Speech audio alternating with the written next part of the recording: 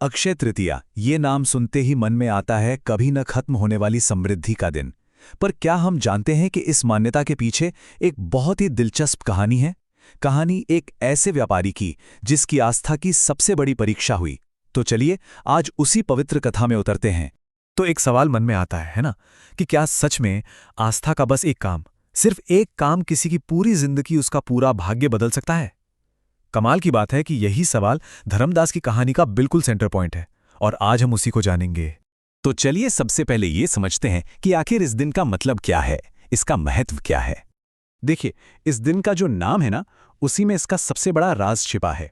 अक्षय, संस्कृत में इसका मतलब होता है जिसका क्षय न हो सके, मतलब जो कभी खत्म ही ना हो। बस यही जो अनंत वाला आइडिया है ना, वो इस दिन की जड़ में है।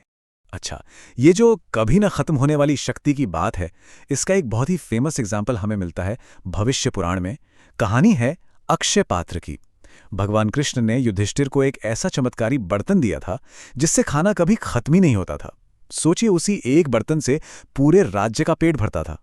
तो अब वक्त है उस मेन स्टोरी में चलने का, और मिलते हैं हमारी कहानी के हीरो व्यापारी धर्मदास से। तो हमारी कहानी का जो नायक है उसका नाम है धर्मदास, एक गांव में रहने वाला एक सीधा साधा व्यापारी। लेकिन एक चीज थी उसमें, ईश्वर पर उसकी आस्था गजब की थी, बिल्कुल अटूट। अब धर्मदास की जिंदगी में एक बहुत बड़ा कॉन्ट्रास्ट था, एक विरोधाभास। एक तरफ तो भक्ति इतनी गहरी कि वो दिन रात बस पूजा पाठ में ही लगा रहता था, और दूसरी तरफ घोर गरीबी। हालात ऐसे कि उसे हर वक्त यही चिंता लगी रहती थी कि अपने इतने बड़े परिवार का पेट कैसे पालेगा। और बस यहीं से कहानी में एक जबरदस्त टर्निंग पॉइंट आता है। धर्मदास को एक ऐसी सलाह मिलती है जो सब कुछ बदलने वाली थी। तो हुआ ये कि अपनी परेशानियों से तंग आकर एक दिन धर्मदास ने एक ब्राह्मण के सामने अपना दिल खोलकर रख दिया, अपनी सारी व्यथा उन्हें सुना दी। और उस ब्राह्मण ने उसे एक बहुत ही शक्तिशाली सलाह दी।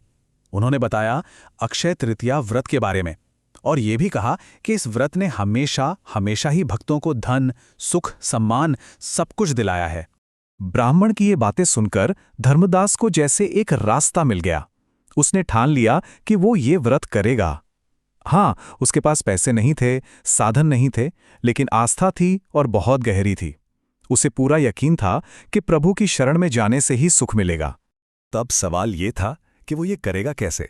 चलिए देखते हैं कि धर्मदास ने अपनी इस प्रतिज्ञा को पूरा करने के लिए क्या क्या किया। यहीं पर उसके अटूट भक्ति का पता चलता है। तो धर्मदास ने क्या किया? सबसे पहले तो उसने पूरे विश्वास के साथ व्रत रखने का पक्का इरादा कर लिया। फिर उसके पास जो थोड़े बहुत सिक्के बचे थे ना, उन्हीं से उसने गेहूं, गुड़, चावल, दही जैसी चीजें खरीदी। अब जाहिर है घर में विरोध हुआ। उसकी पत्नी को लगा कि यह तो पूरी तरह से बर्बाद होने वाला काम है। वो बहुत नाराज हुई। लेकिन इन सब के बावजूद धर्मदास ने पूरे दिल से पूजा की और ब्राह्मणों को दान भी दिया। उसकी पत्नी ने तो यहां तक कह दिया, अब तो हमारी किस्मत में बर्बाद होना ही लिखा है। ये शब्द दिखाते हैं कि धर्मदास ने कितना बड़ा पर्सनल रिस्क लिया था, और वो भी सिर्फ और सिर्फ अपनी आस्था के भरोसे पर। तो फिर धर्मदास के इस निस्वार्थ काम का नतीजा क्या निकला? चलिए देखते हैं कि उसे इसका फल कैसे मिला, सिर्फ इस जीवन में नहीं बल्कि अगले जीवन में भी। और हाँ, उस पूजा का फल मिलना शुरू हो गया। जैसे जैसे समय बीता, धर्मदास के दिन फिरने लगे और उसकी सारी परेशानियां धीरे धीरे खत्म होने लगीं। लेकिन कमाल की बात यह है कि ये जो इनाम था वो सिर्फ एक जिंदगी तक नहीं था।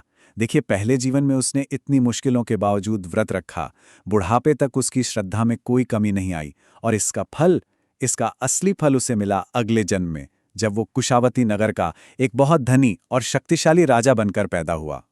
और उसकी भक्ति का इनाम इतना बड़ा था, इतना महान था कि जब वो राजा बना तो उसके यज्ञों में देवता खुद शामिल होते थे। आप सोच सकते हैं, इससे पता चलता है कि उसके कर्मों का फल सच में कितना अक्षय था। तो इस पूरी कहानी से हमें सीखने को क्या मिलता है? पहली बात कि सच्ची आस्था की असली परीक्षा मुश्किल वक्त में ही होती है। दूसरी बात कि जब बिना किसी स्वार्थ के दान किया जाता है तो उसका फल भी असीम होता है। और सबसे जरूरी बात कि अच्छे कर्म एक ऐसी पॉजिटिव लेगेसी बनाते हैं जो सच में अक्षय होती है, जो कभी खत्म नहीं होती। तो ये कहानी हमें एक बहुत गहरे सवाल के साथ छोड़ जाती है।